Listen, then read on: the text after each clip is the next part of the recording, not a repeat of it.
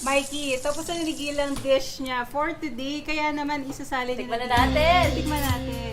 Si Tita, tita ba yung kamay, oh, nagpipigil tumulong, oh. Kinakabahan yan, nagpipigil kinakabahan siya, yan. oh. ako na. Pero unang titikim dapat si Tita. Oo, Tita, ikaw ang Recipe niya mag-judge. yan.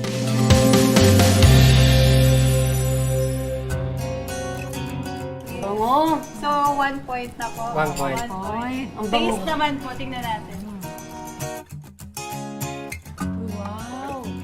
Wow, girl!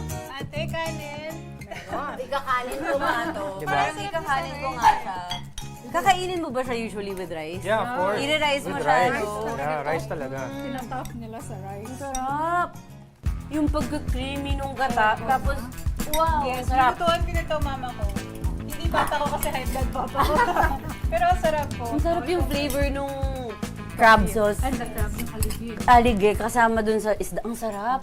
Magiging totoo ko sa inyo. Hindi ko na mabilang ilang beses nagtanong sa akin ng mga tao sa GMA. Gil ba or Hill? Gil. Kasi, Gil talaga? Ano po bang inspirasyon ng pangalan? his real name is Guillermo. Guillermo.